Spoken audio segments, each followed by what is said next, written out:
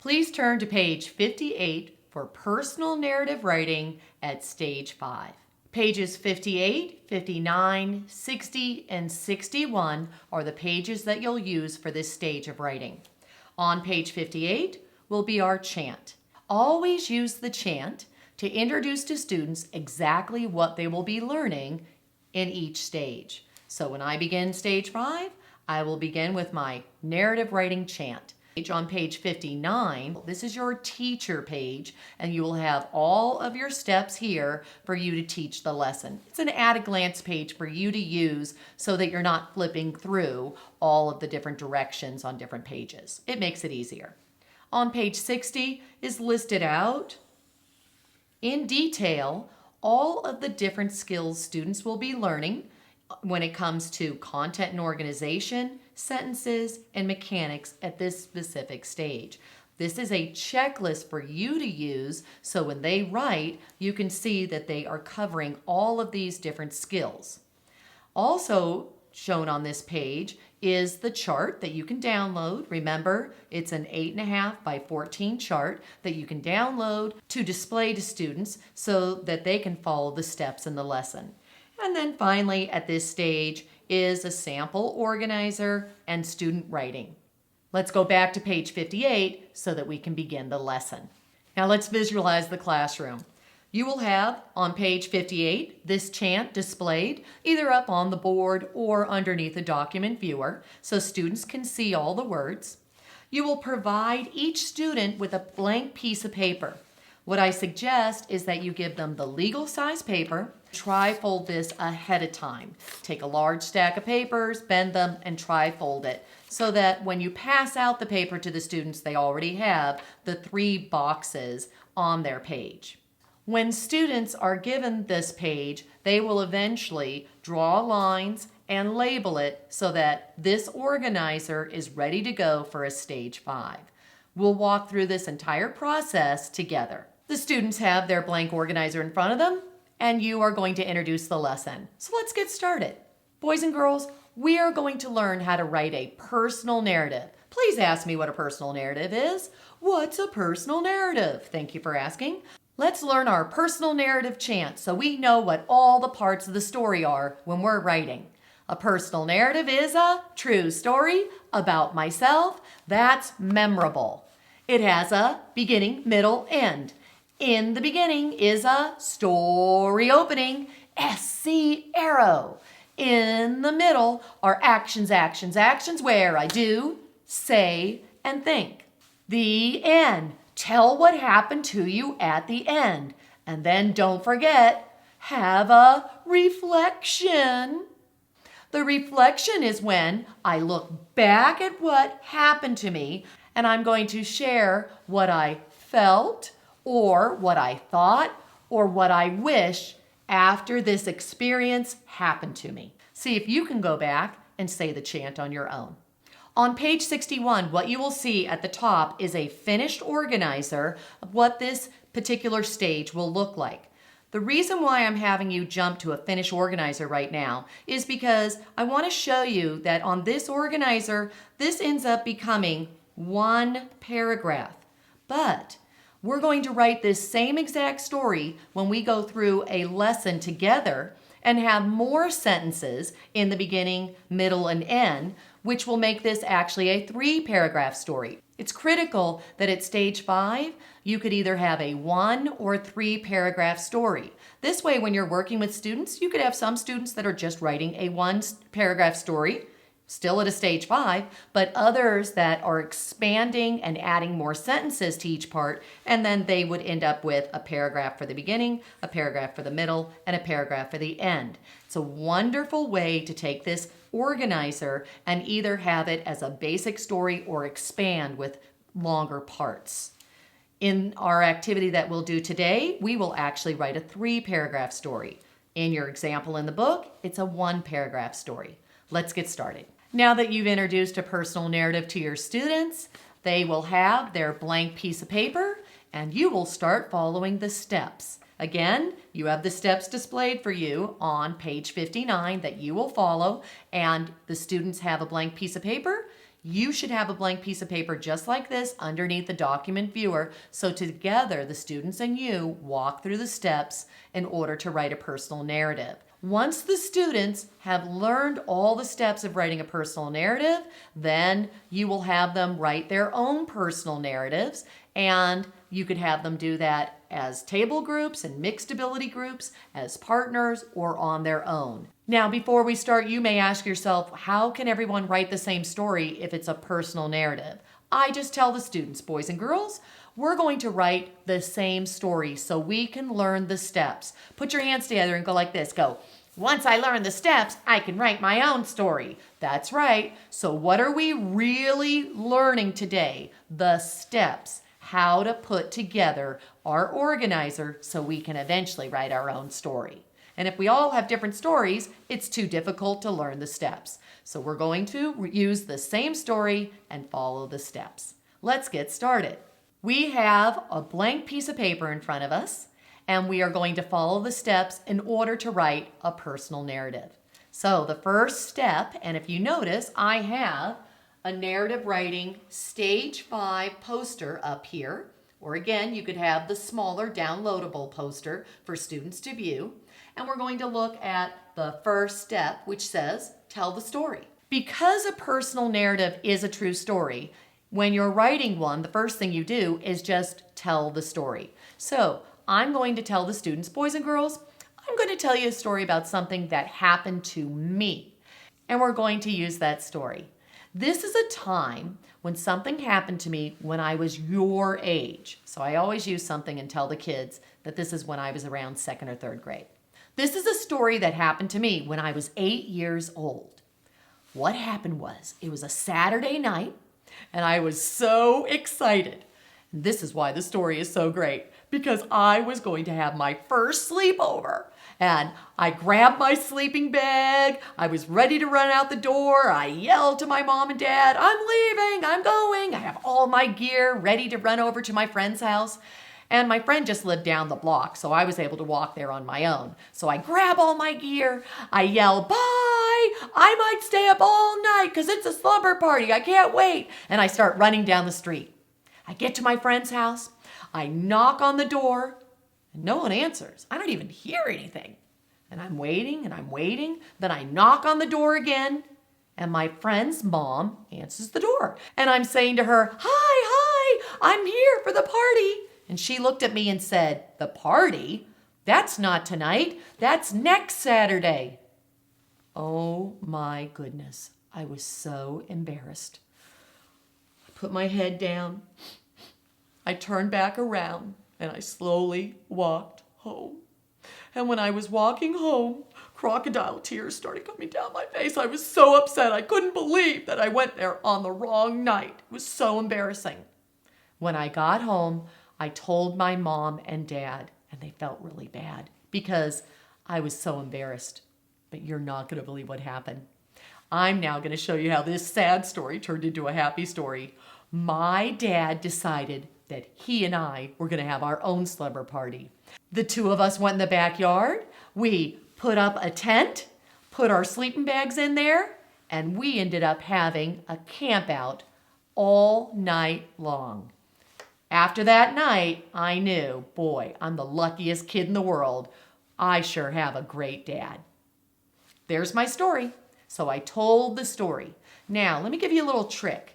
After you tell a story, then tell the kids, silent movie time. Let's just act out what happened in the story. And what happens is when you have the kids act it out and not say a word, it helps them frame each part. So now I'm going to go to the beginning of my story. Let's start. Ready?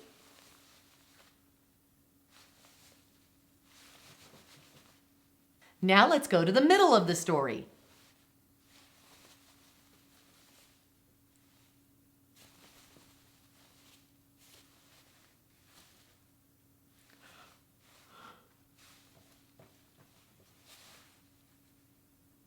Now let's go to the end of the story.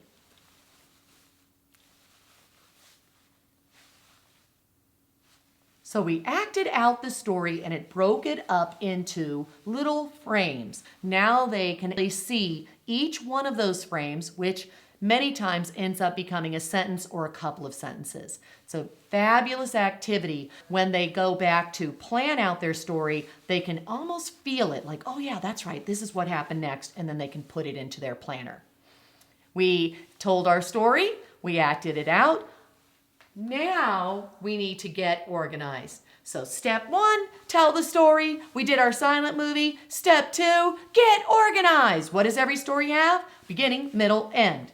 So we're going to go over to our paper. You're going to touch the folds on your paper. That's critical. Make sure the students first just touch where you folded it. Because sometimes when I say make a line down each fold, sometimes the kids don't know what that means, and then they just start putting lines everywhere. Have them touch each fold, then say, okay, now draw a line down each one of those folds. And what do we have, boys and girls? We have our beginning, we have our middle, and we have our ending box. The next thing we need to do is we need to label the beginning. And in the beginning, we're going to have S, C, arrow. I also want to show you we're going to have 2 lines because this is the beginning of the story, and in this beginning we're going to have a sequence where we're going to have our setting, character, and action to start our story opening, and then we want to have a couple of actions where we're going to have dialogue or thoughts. Then we'll have our middle. We're going to keep that blank until we need to list it out. And then finally, at the end, I'm going to draw a line here for our ending box. I don't know how many actions or reactions we'll have here, but we'll have at least 1 sentence there for the ending. And then we'll have a TCR. So this is what we do to make our organizer for our personal narrative at a stage 5. We have our 3 boxes, SC arrow. We'll have a couple of sequence actions or dialogue or thoughts in the beginning. We'll put our actions and reactions in the middle, and then we'll have our endings also. So again, they have to know beginning, middle, and end and how to sequence in each part. Let's now go and fill in our organizer. You will see the next step says character. We're going to go to the C, and we're going to say C, character. Who's the character in the story? I am. So I need to write the word I. The next step is going to be setting. And when did this happen? Well, let's put a moon, last Saturday night. Where did this happen? Well, I was in my house. So now we have last Saturday night at my house, I, and then the arrow is action. What did I do at the beginning of the story? So now if the students forget, we just go back and act it out. So it was last Saturday night at my house, what was I doing? So I was grabbing my sleeping bag and my gear. Where? To go to a sleepover or a party, a sleepover party. Last Saturday night at my house, action. What was I doing? Let's act out the beginning of the story. Grab my sleeping bag and gear to go to a party. Once I acted it out and I said this part, then I may make a little sleeping bag here. So there's my little sleeping bag. And then I'm going to show that I went to a party. Maybe I'll just write the word party. Let's go back and let's review our sentence. Let's act it out. Let's say it the way that you're going to write it. Put a moon up. Last Saturday night at my house, I grabbed my sleeping bag and gear, then headed to my friend's house for a sleepover party. Notice I have a few icons, a few words, but my language is making the entire sentence go together. You say this sentence over and over and over again, and you don't have to say it exactly the same way. As a matter of fact, every time you go back, you may want to say it a little differently so that you revise it and make it even better. I have my SC arrow. We've orally rehearsed the sentence, but notice I'm not filling in 2 actions below that. We will come back and expand on this beginning of the story after we do the rest of the planning. So let's jump now to the next step. And the next step is step 6, the ending. When students are planning a beginning, middle, end, what happens is, as they plan the beginning and go to the middle, they tend to get confused and they lose their ability to sequence the story. So I have a little trick. We started our beginning. We know I grabbed my gear. I'm ready to go to my friend's house. Now we're going to jump to the ending box. And we're going to say what happened at the end of the story. What was I doing at the end of the story? Oh, I was having a camp out with my dad. I'm going to draw a tent. And I'll put 2 little heads in there so that you can see we were in the tent having our camp out. I'm not going to say that sentence. I'm just going to draw a picture of what happened. This line right here will be the beginning word or a transition phrase to begin this sentence. But I can't say this sentence now until I have all the other sentences developed in the story. I'm just putting that picture there so that we know that's the end. And when I go to sequence the middle, I know that, okay, in the beginning I was getting my gear. At the end, I was in a tent having a camp out in my backyard with my dad.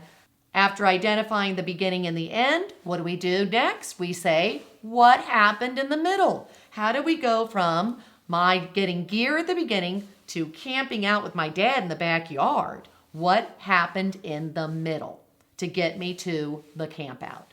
We have the beginning labeled, we have the end labeled, so that we can sequence the middle actions, because once you know your beginning and you know where you're heading in your end, then the actions are easier for you to sequence. I grab my gear in the beginning to go to my friend's party. Now jump to the end. At the end, I'm camping out in the backyard with my dad. Let's jump to the middle. What happened in the middle? How did you go from going to a party at your friend's house to camping out with your dad in the backyard? Put up your hand so that we can put a finger up for every single action so we can count how many different sentences. So what happened first? I ran down the street to my friend's house. There's the first. Then I knocked on the door and I had to wait because it took a long time before someone answered. That's the second one. Then my friend's mom opened the door, saw the sleeping bag, and said, "Today's not the party, it's next Saturday." That's the third one. Then I was really sad and started to cry as I walked home. There's the fourth action. When I got home, my mother and father felt really bad that I got the day confused. That's the fifth action. My father had an idea. That's the sixth action. Then we jump to the end of the story and we're camping out in the tent. So how many actions happened in the middle? 6. We're going to go to the middle of the story and we're going to write 1. Notice a half line is across this column. We're not making a line all the way. And we're stretching those numbers 1 through 6. 1, 2, 3, 4, 5, 6. It's very important that we come up with our beginning sentence using SC arrow, draw a picture at the end so we remember that that's our ending action, and then we identify what happened in the middle. Next, we'll go to each one of these numbers and we'll draw a quick picture or write a key word to identify what happened there. At that point, I'm going to say to the students, boys and girls, in these middle actions, we could be doing something, saying something, or thinking something. As we draw a picture or put dialogue or thoughts, we have to think how we're going to put it down. Let's go to the first one. What did we do first? We were running down the street. So let's just draw a picture of me running down the street. And remember, these are stick figures. This is not an art project. So the first thing that happened was I was running down the street to my friend's house. What happened next? I'm knocking on the door when I get to my friend's house. That's going to be not dialogue. That'll be an action. So if it's an action, I draw a picture. So I'm at the door and I'm knocking. So there I am knocking at the door. Let's go to the third action. What happened here? Knocked on the door. My friend's mother opened the door, looked at me, and said, "Today's not the party, it's next Saturday." So how will I put that? Will that be an action or dialogue? I think we need dialogue this time. So we're going to draw a big dialogue bubble. Once we have the dialogue bubble, we will put the dialogue in here right at this point. So we'll put quotation marks. What did the mother say? Today's not the party.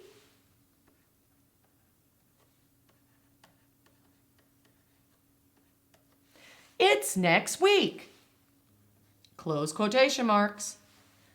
This is probably one of the best tricks that I have come up with when it comes to an organizer. And that is to write the dialogue on the organizer with all the punctuation.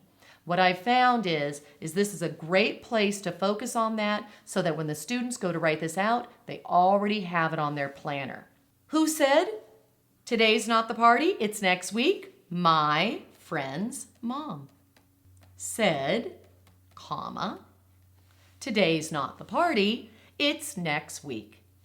Notice I wrote out that marker. My friend's mom said, comma. We're writing all that out again on the organizer so that when we write out our story, that punctuation, the mechanics are already clear for the students. The next thing that happened was I started to cry. I will draw a picture of tears coming down across my face. This action, I'm walking home and crying.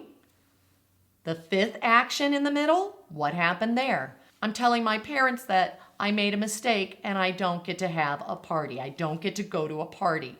So how can I write that on my organizer? Should I have an action or should I have dialogue? I'm thinking dialogue. So I will put a dialogue bubble. And then I need to come up with a way that I would say this. What would be a great way to say this? Today was not the party. I got it wrong. I'm embarrassed. I made a fool out of myself. Today's not the party. Well, the mother said today's not the party. I looked up at my parents and I said, I got the party day wrong. It's next Saturday. I planned many different ways to say the dialogue. Once I like how I said it, then I write down, quotation mark, I got the date of the party wrong. I cried to my parents, I got the date of the party wrong. Remember, we practiced how I would say that over and over and over again until we liked the sentence. Then we went, put our quotation marks, put our capital, put our exclamation point. Next, we need to write who is saying this. I'm saying it.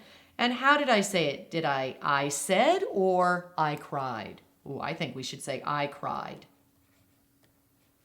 I cried, I got the date of the party wrong. That sounds great. The final action, what happened there after I said that to my parents? My parents looked at each other and came up with an idea. So I'm going to just make that an action where I have my mom and my dad, and I'll put like a little light bulb there, came up with an idea. We drew the picture. Now we have our setting character action at the beginning. We have all the actions, whether it's actions, dialogue, sometimes there may be thoughts. We didn't have that this time. And we have our ending to our story. The next thing that you want to do is see if you can expand the beginning or ending. So I'm going to go back to the beginning and we'll say the beginning of our story. One Saturday night at my house, I grabbed my sleeping bag and gear and headed to my friend's house for a sleepover party. After I practiced that story opening sentence, I'm going to see if I could add a couple more sentences here to expand on my beginning. Could I say what I was thinking, or could I have some dialogue? I think we're going to have dialogue this time because as I grabbed my gear, I was shouting to my parents, I'm going to stay up all night. So we'll put a line here and we'll have our dialogue bubble. What did I say? I'm going to stay up all night. This dialogue is great. I've shouted, I'm going to stay up all night. Who did I shout this to? My parents. So I'll go over here and write, I shouted to my parents.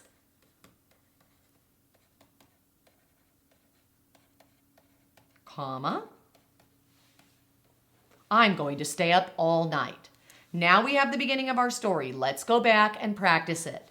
One Saturday night at my house, I grabbed my sleeping bag and gear to head to my friend's sleepover party. I shouted to my parents, I'm going to stay up all night. Could I have one more sentence here before I run down the street to my friend's house? Maybe my parents could say something back to me. Or I could have a thought, or I could have an action. Maybe we could have an action. What did I do before I left the house? What did my body do to show that I was excited? Maybe my heart started to pound and I jumped up and down, excited to have such a fun weekend. Draw a picture of me jumping up and down. Maybe I'll show my heart was pounding here. These two sentences that we planned after our SC arrow were after the entire story was planned. We're only expanding on the beginning of the story. So it's better to get all the middle actions down, then come back and say, how could we make the beginning even better? Could we add dialogue? Could we add a thought? Could we add an action? So in this case, we added dialogue and then we added an action. What was my body doing to show I was excited? Let's go back and practice, orally rehearse the beginning of the story. Ready? One Saturday night at my house, I grabbed my sleeping bag and gear and headed to my friend's house for a sleepover party. I shouted to my parents, I'm going to stay up all night. How could I begin this next sentence? I could just say, my heart started to thump like a drum and my body shook all over with excitement. I could do that. I could begin with an emotion word. Excited and filled with joy. My heart started to thump like a drum and my body started to shake all over. Let's do that. Let's begin with emotion words. Excited and joyful. Excited and joyful, comma. My heart started to thump like a drum and I shook all over with delight. So notice I'm going back and forth, planning my sentences, orally rehearsing. I have my actions, my ideas, and as I plan the sentences, how I'm going to write them, I then will add my starter phrases, my transitions, or just a key word to start that sentence. We have our beginning. Let's go to the middle. Again, repeat the beginning. Last Saturday night at my house, I grabbed my sleeping bag and gear and headed to my friend's house for a sleepover party. I shouted to my parents, I'm going to stay up all night if I can. Excited and joyful, my heart started to thump like a drum and my body shook all over with delight. Let's go to the middle. Who's doing the action here? I am. What did I do? I raced down the street to my friend's house. I don't need a transition here. Maybe I could say quickly, I raced down the street to my friend's house, or I raced down the street to my friend's house. Maybe this time we'll put quickly.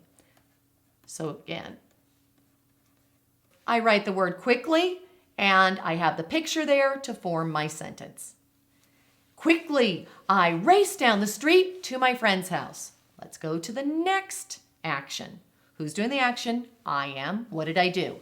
I knocked on the door and waited a long time before someone answered. So there was who's doing the action? I was. And what did I do? I knocked on the door and had to wait before someone answered. Maybe I could start with when I arrived, I knocked on the door. Or I could just say, I knocked on the door. Let's start with the word when. When I arrived. Ready? Go back to the beginning. Last Saturday night at my house, I grabbed my sleeping bag and gear so I could go to a sleepover party at my friend's house. I shouted to my parents, "I'm going to stay up all night if I can." Excited and joyful, my heart started to thump like a drum and my body shook all over. Quickly, I raced down the street to my friend's house. When I arrived, I knocked on the door and had to wait a long time before someone finally answered. My friend's mom said, "Today's not the party, it's next week." I'm going to go to number 4. Who's doing the action? I could just say, I started to cry, or tears fell from my face, crocodile tears fell from my face when I realized I had the wrong day. Or I could just say, I started crying, or I started bawling my head off. Ooh, that's a good one. Let's look at number 4. Who's doing the action? I am. What did I do? I started to cry because I got the day wrong. I started to cry because I was embarrassed that I was standing there with all of my gear and I was wrong about the party day. That sounds okay. Let's say it again. I started to bawl my head off like a little baby. Ooh, that's a good one. I started to bawl my head off and crocodile tears came down my face. That's even better. Let's use that one. Should we start with a word, a starter word, or just the word I? Let's just start with I. So notice I don't always need to have a transition. I started to cry so much it looked like crocodile tears were coming down my face. Perfect. I cried. Ooh, I said cried in the previous sentence. So let's go back. Instead of I cried so much, maybe I bawled my head off and it looked like crocodile tears were coming down my face. Even better. Woo, woo, woo. Remember, we don't want the redundant police to come and arrest us. If I say cried, cried, cried, that doesn't sound good. So we'll choose different words. And again, that's why we orally rehearse all these, so that we can catch that. I cried. I got the date of the party wrong. Let's go back and practice the whole thing again. Last Saturday night at my house, I grabbed my sleeping bag and gear and headed off to my friend's house for a sleepover party. I shouted to my parents, "I'm going to stay up all night if I can." Excited and joyful, my heart started to thump like a drum and my body shook all over. Quickly, I raced down the street to my friend's house. When I arrived, I knocked on the door and had to wait until somebody finally answered. My mom's friend looked at me and said, "Today's not the party, it's next week." I bawled my head off and crocodile tears started to come down my face. I cried, "I got the date of the party wrong." Who's doing the action? My dad. What did he do? He came up with an idea to change my mood, to help me with my problem. How could I start this sentence? I could begin this sentence with my dad came up with an idea, but I think we need a transition, and that transition should let the reader know that I'm back at home. So how about back at home or at home? Let's use at home. They know I'm at home. My dad came up with an idea so he could solve my problem. My dad came up with an idea to help change my sad mood. It's great. We have our beginning, we have our middle. Let's go to the end of the story. Who's doing the action? My dad and I. What are we doing? We're sleeping in the backyard in a tent. We're having a camp out in the backyard in a tent. When did this happen? I need to transition to this ending. Later that night. Let's put later that night. Wow. And I'm just going to draw a moon. I don't even need to write the word night. Later that night, my dad and I had a camp out in the backyard. I'm going to draw a line here because I don't need to go all the way to the end of the story yet. I think we should have one more line. So let's draw a line here. We're going to expand on this ending before we get to the reflection at the end. Should I have a thought, an action, or should I say something? Let's have an action. What did we do during the camp out? Maybe we told stories, scary stories, and funny jokes. I'll put a line here. Do you see how I just put keywords? You could draw a picture or you could have keywords. Later that night, we camped out in the backyard. Who told stories and funny jokes? My dad. When did he do it? Maybe I could say just, my dad told me funny stories and silly jokes. I could begin the sentence with when. All night long. Or all night. My dad told funny stories and silly jokes. Excellent ending. Our last step in planning all the parts of our story on our organizer is step 8, reflection. And reflection is when you, the writer, go back and you look at all the things that happened to you in this story and you reflect on it. When you reflect on this story, you, the writer, are telling the reader how this experience made you feel, what it made you think, what it made you realize, discover, learn, wish. You can go in many different directions in a reflection.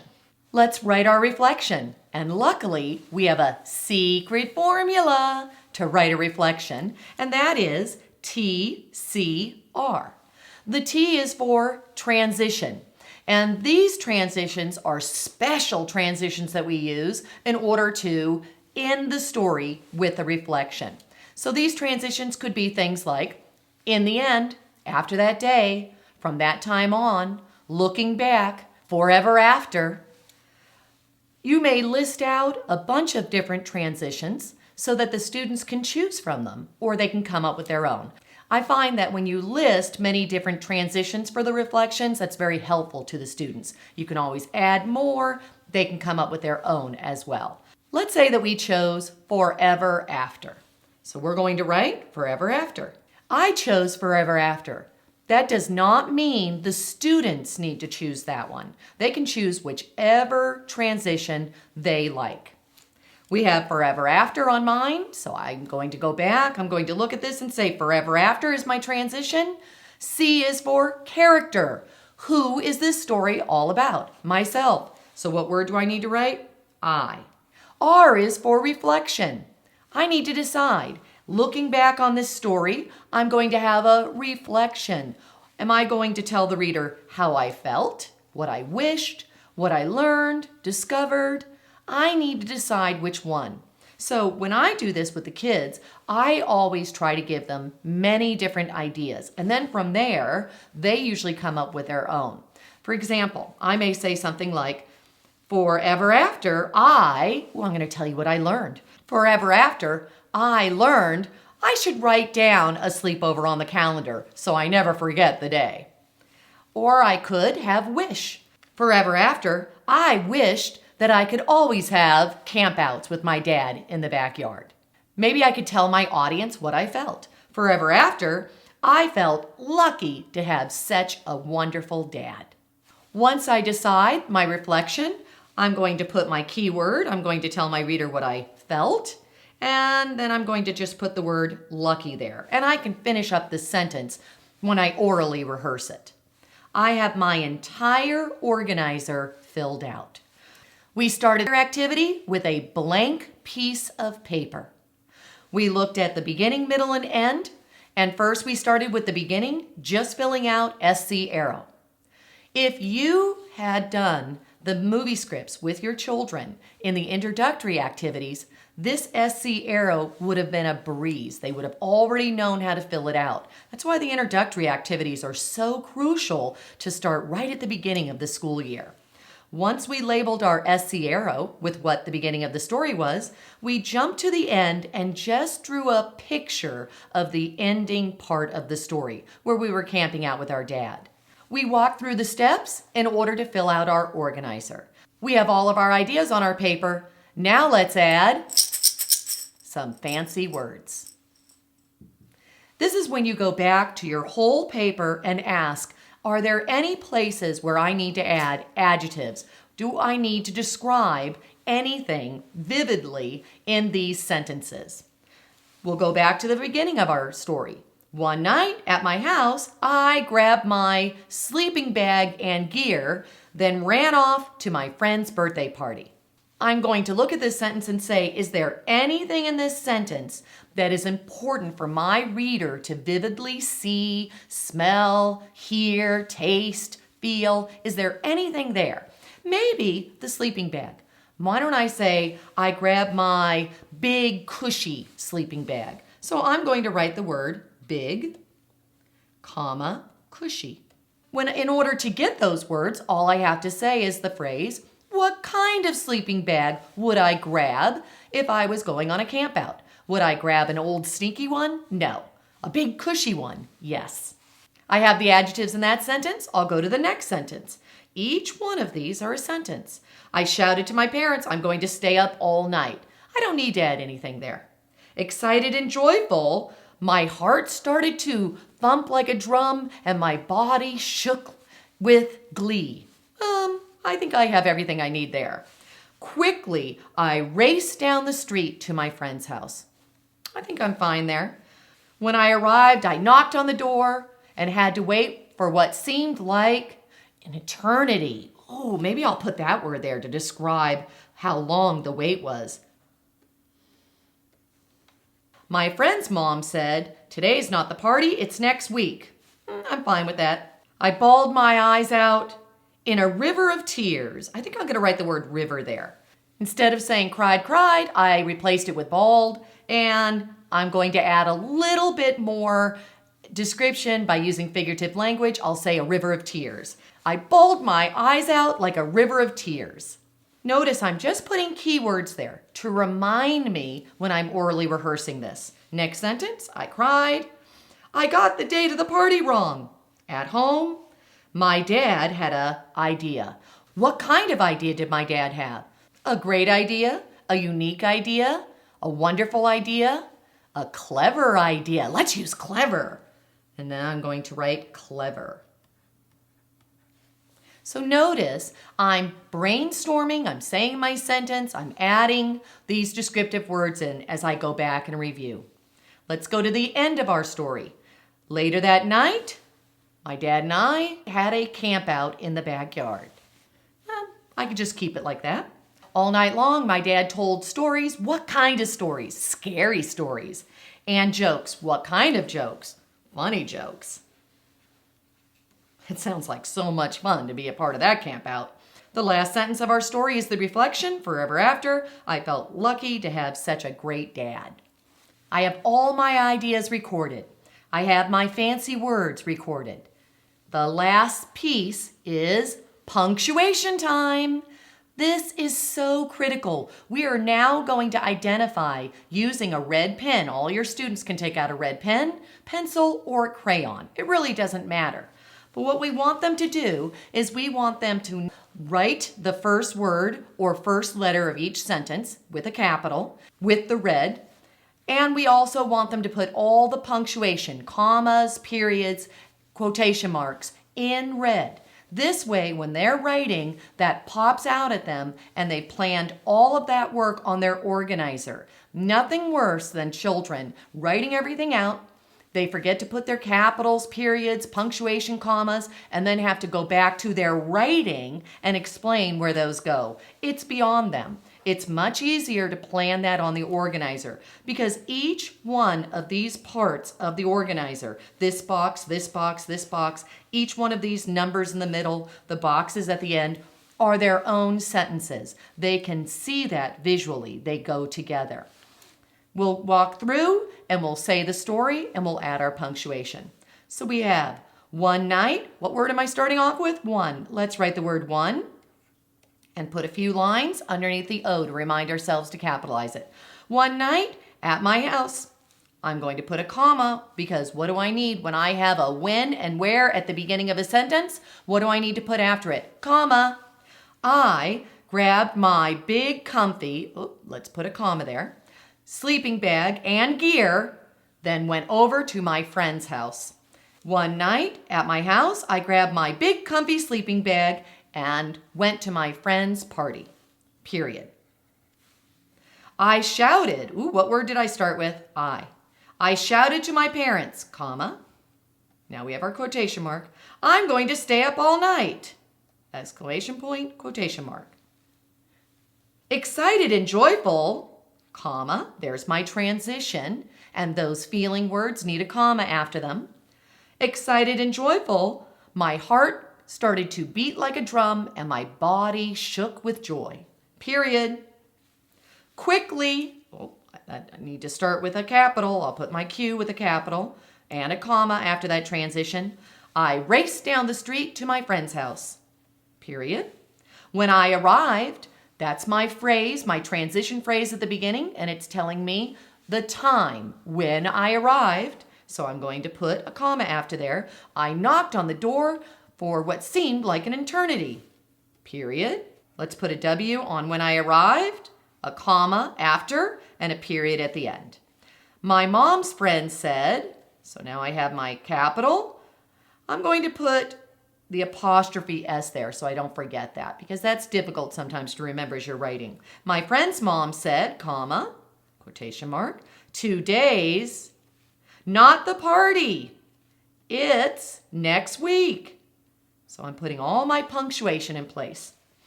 I bawled my eyes out so hard it looked like a river was running down my face. Period. I cried, comma. Here's your quotation marks. Ooh, look what I just did. I need to have those capitals at the beginning of each sentence in my dialogue. I got the date of the party wrong. At home. Later that night. Ooh, I noticed that I have night in the next sentence. I'm going to say later that evening, comma. My dad and I were camping out in the backyard, period. All night, comma. My dad told scary stories and funny jokes, period. Forever after, comma. I felt lucky to have such a wonderful dad, period. All my quotation marks, my periods, my capitals, anything that I need in order to tell the reader how to read these sentences, because that's why we have punctuation and why we have capitalization, in order to have sentence boundaries and also to tell the reader how to read these sentences, are marked on my organizer. Again, this is a much easier method for children to put their capitals, periods, endings of their sentences, quotation marks on their organizer. So when they go to write, all that planning has been done ahead of time.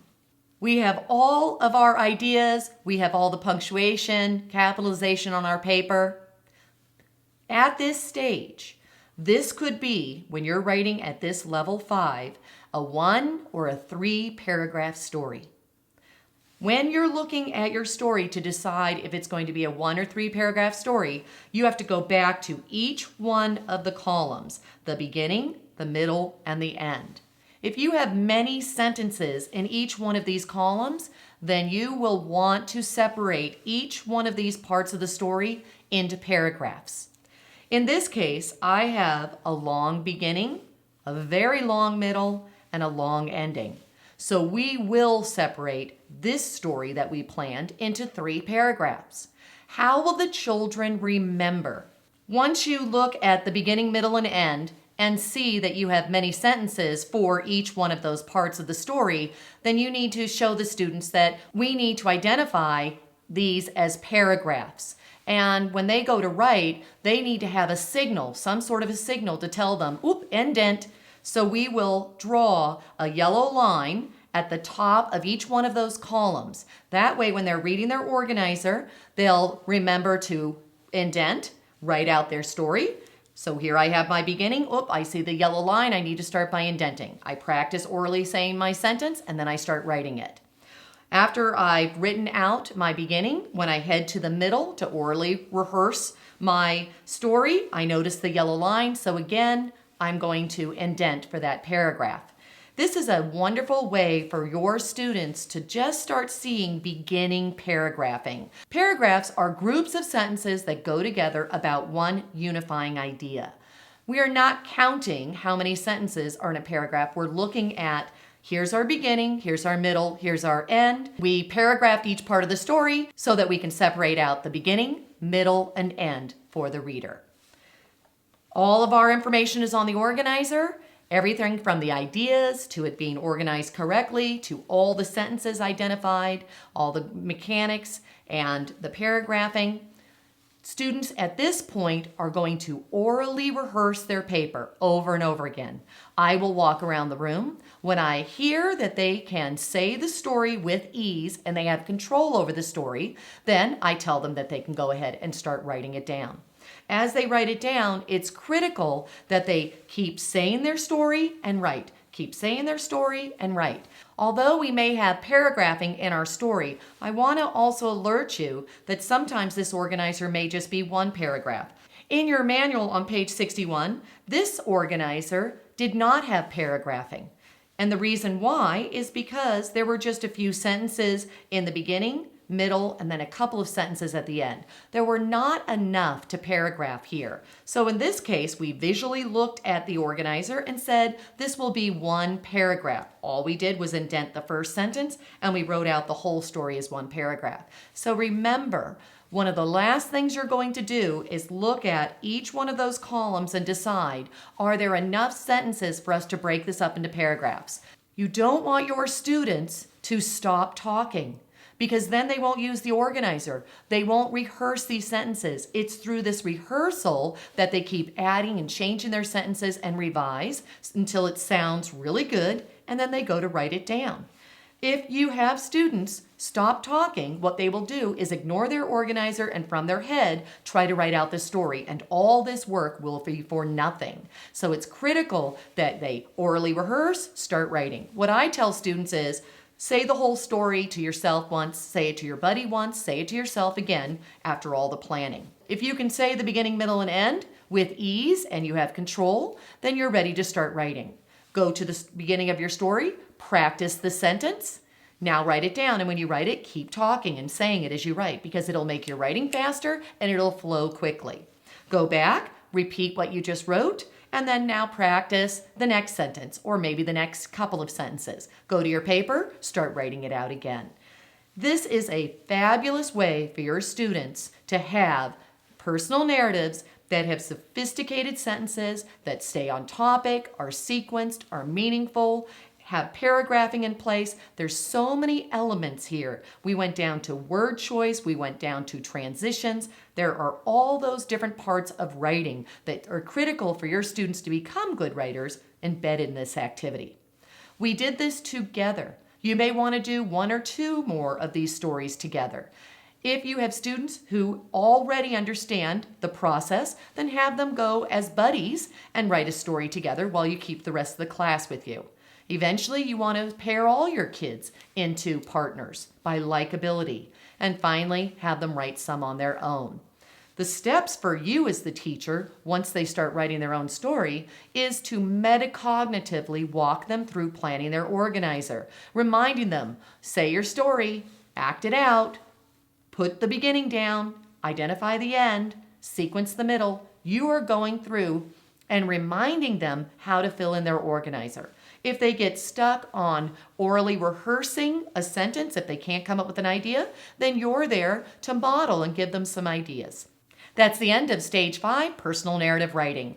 In this Stage 5, your students learn to write personal narratives that were cohesive, coherent, sequenced, made sense, were interesting, filled with transitions that were powerful, and also sophisticated words. We put all our punctuation and mechanics on these organizers. Everything is there for your students to write wonderful stories. Good luck, and I hope you enjoy it.